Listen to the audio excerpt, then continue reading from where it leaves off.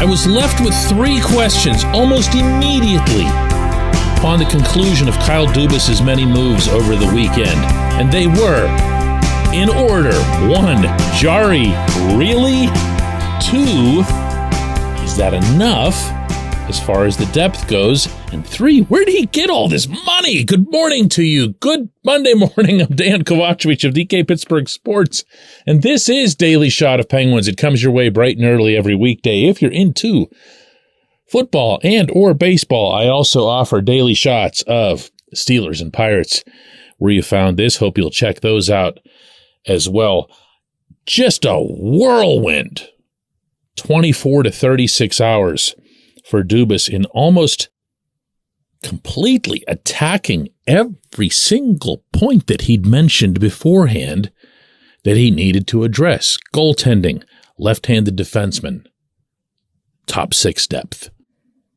And of course, in addition to that, because you were going to lose Jason Zucker, you also had to address top 6 depth. Now, I'm already on the record as loving Riley Smith. I believe he's a better player overall than Zucker is. And I'll add here that I believe that Ryan Graves is a better player right now, at this point in his career and for the foreseeable future, than Brian Dumoulin. And that's not to kick a 2-time Stanley Cup champion and all-around great dude on his way out the door. Made my opinions clear on where Dumoulin's trajectory has been over the past 2 seasons. Graves, 28 years old, has a lot more offense to him. Got some size, could use a little bit of solidifying on the back end. Is that the right word? I think he can just become a better defensive player, but I also think he's got that in him. He's not lacking in tools to become that even at his age.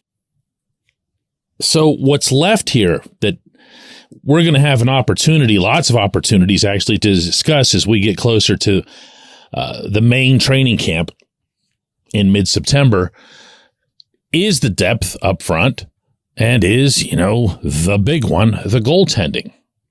Tackling the depth up front, I feel like I might be in a bit of a different vibe from a lot of other people who follow this franchise, in that I am a big Lars Eller backer. Always have been. Always liked his game.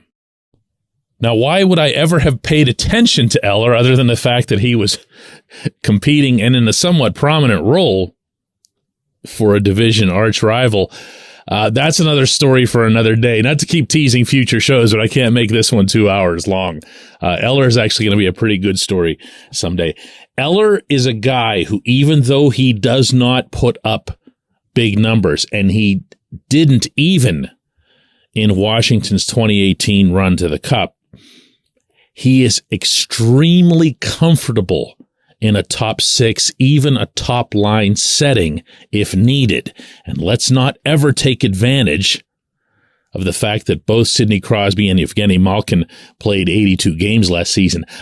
That's not one you want to bank on. Okay? You're going to need somebody to slide up there and do that and look like an adult in the process. That's what Eller does. He absolutely, unequivocally, you're going to have to take my word for it if you don't know his game, can do that. Again, he's not going to do it and put up 100 points. He might not put up many points at all, but he'll take care of business up there. Noel Acciari and Matt Nieto are your other guys that get added to the bottom 6. And these are better players than the ones that are replacing. But I'm going to throw this in here too, and I bring this up on the show a lot. And I don't mean to do this to talk down to anybody from the peak of Hockey Mountain or whatever. But the one thing fans never ever discuss, but always gets discussed by hockey people, meaning inside hockey people, like the coaches and the players and the executives, is penalty killing. And Mike Sullivan had made it really clear last week in Nashville that one of the main goals for this team heading into the coming season was that they had to get a lot better at PK, not just randomly throw guys out there who they thought might be able to do it. All 3 of these bottom 6 type additions can do that and can do it at a high level, that in and of itself can change the feel of this team for the coming season. Please do not be that hockey fan who ignores PK, okay? Don't just look at what you'll get out of the fourth line or whatever. PK is a really, really, really big deal in this sport.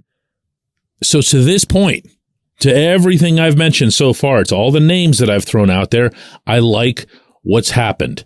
In fact, I kind of like it a lot. Not, necessarily every decimal point of every contract, but the personnel are a good fit and the right fit for what the Pittsburgh Penguins needed at this time. And then there's goaltending. Look, I'm not going to get into my umpteenth screed on Tristan Jarry, his lack of performance in big moments, his lack of reliability in a lot of moments. But I had been telling you two things here for several weeks now. One is that the head coach believes in him, gets mad at him, but believes in him. And two is that it was going to be so hard and so costly for such a long time to bring in somebody who was going to have more actual talent. That's where Jarry gets you, because he will go 2 out of 3 games over the course of a season and show you something where you say, hey, this guy isn't just good. He's like one of the better goalies in the league. Sullivan is aware of that. Sullivan likes that. Sullivan has a feeling that when the team bus rolls underneath somebody's arena, that as everybody's getting off of that thing, that he's got a goaltender who can match up with any other that happens to be in that building that night. And he's comfortable with that. Again, we'll have more time to get into more of that in the weeks to come, but I am very much of the mind that Sullivan had a lot to do. And there's actually no way he couldn't have had a lot to do with Jarry staying. Alex Nedeljkovic, I say this as a fellow Serb, respectfully, lovingly, no. Okay, just no. I understand they weren't going to go into the season with Casey DeSmith as your only other backup, but yeah, no. So, yeah, we've got a lot to talk about, don't we? That just feels like just running through the table of contents, when we come back, J1Q. This segment of Daily Shot is brought to you by Family Table, a local company that brings delicious food to busy families. They offer family-style complete meals or a la carte items like lean proteins perfect for muscle building and weight loss. If you're not local, gift cards are also available for your Pittsburgh-based family and friends. Go to FamilyTablePGH.com. That's FamilyTablePGH.com and use the code DK40 or DK40 for 40% off and free delivery on your first order. Order by noon today for Thursday delivery.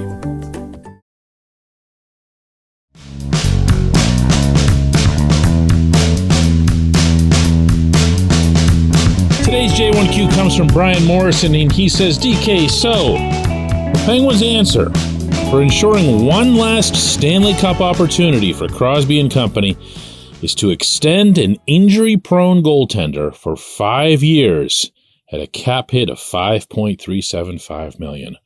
Why stand pat on a position that's disappointed so much over the past couple seasons? What am I missing about this player? If his unreliability resurfaces early this season, is Kyle Dubas the type of GM to admit a mistake and make a change? Brian, there are a lot of different ways to attack the different questions that you brought up there, all related to the same subject.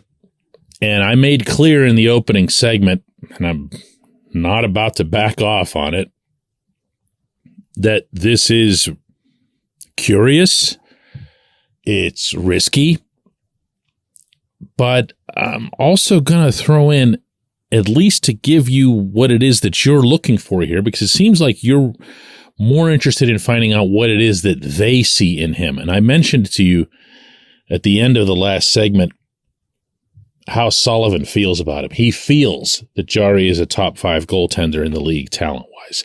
There are times when that's supportable. There are times when Jarry plays at a level where no matter who he's facing, regardless, and that includes Connor Hellebuck lining up across from Hellebuck in Winnipeg, Jarry will outplay him, legitimately outplay him, not just on the scoreboard, but just he'll be a better goaltender. And you'll go, okay, wow, that's really cool. I mean, is there any chance of getting 55 of those out of you or something? It doesn't have to be 60. It doesn't have to be 82. But how about 55 of those? Just consistent performances, not all W's, but just a consistent presence. Now, some of this comes down to physical health. Some of it comes down to, mentally making sure that he's all there. But the more interesting part for me, and the one that kind of hit me a little bit related to your question there, was the one at the end where you said, would Dubas stick by this if it's a bad decision? And I'm of the opinion that you don't have to. And here's what I mean when I say that. Look, the coming season, from a goaltending standpoint, relies 100% on Jarry. Nedeljkovic, to me, is an AHL goaltender through and through. Casey DeSmith is a better goaltender than Nedeljkovic is. It's not even an opinion on my part, really. It's supported by some pretty good data. So what you have are two distant backups behind Jarry. So the coming season, you can yank him, you can replace him, you can try to push him, motivate him, or whatever, but it's not going to be about another goaltender. However, in the longer run, nothing precludes the Penguins from finding themselves another goaltender, another starting goaltender. And I think that part has gotten lost in all of the fuss over the contract that he signed. The contract that Jarry put pen to paper on, for the record here, is half, meaning the AAV, the average annual value, of what a truly elite goaltender is getting in the National Hockey League. And if you don't believe me, wait till you see the deal that Hellebuck's about to get. Because it's going to be, and it should be, up there in the range with Andrei Vasilevsky, Sergei Bobrovsky, and not many others. He should be a $10 million a year goaltender, Hellebuck. Well, Jarry just signed for half of that. So if you have a situation where you get through this season and you say, God, this guy again, really? Wow. You can go get another goaltender. I'm not going to start getting into salary cap stuff and going through the whole chart or wondering if Gary Bettman will finally let teams raise the cap after all this flat cap period following COVID. But the cap will go up and other players won't be here, and you will still be able to go get another goaltender. And really, Jarry will be a tradable commodity. There aren't many goaltenders in the league who can play the way he can, so somebody else would want to take a flyer on him. This popular notion that seems to exist that the Penguins have locked themselves down, handcuffed themselves to a telephone pole regarding Jarry for the next 5 years is nuts. All they did was enough to keep this guy at half the rate of a truly elite goaltender.